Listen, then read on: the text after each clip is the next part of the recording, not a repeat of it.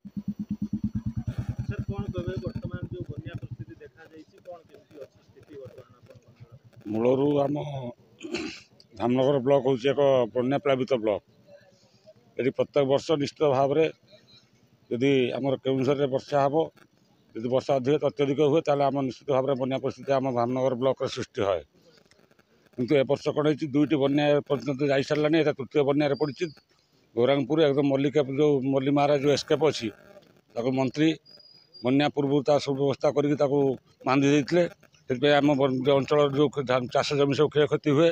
दुईट बन्यार प्रकोप एपर्यंत आम ये अंचल उपलब्ध होनी। तृतीय बन्याटा एटा अत्यधिक पानी हो जाइए तेणु एस्केप्रे पानी बर्तमान अल्प मात्रा चली बुड़ी चली पानी एवं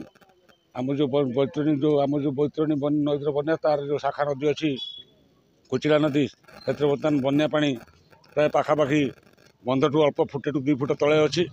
और आम जो हसनाबाद पुलटी अच्छी पुलटी बर्तमान किसी मात्रा पानी अवरोध कर पानी बर्तमान अटकी बर्तमान ओभरफ्लो सेपट को ओभर हो जाऊँगी पुल सेपट साइडटा ओभर रही पानी पास करवा टी असुविधा सृष्टि होगी।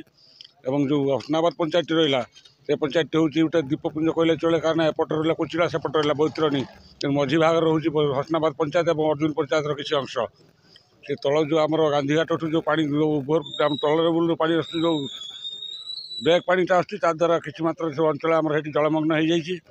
से सरकार तरफ समस्त प्रकार शुखिला खाद्यर बंदोबस्त कराई जो मैंने विपदपूर्ण जगार अच्छा से केमती सरकार तरफ यदि बन्यार सेमती कौन प्रकार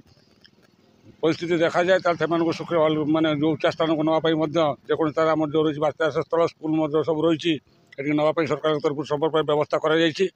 भगवान को प्रार्थना कर परिस्थिति सृष्टि न हो एवं आशा करुचु निश्चित भाव में बन्या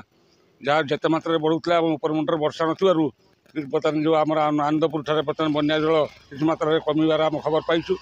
तेणु आशा करुचु संध्या सुधा आमर ये तल अंचल किसी मात्रा जल पानी जल जो एस्केप्रे जो पानी आसुच्छी किसी चाष जमी जलमग्न हो पारे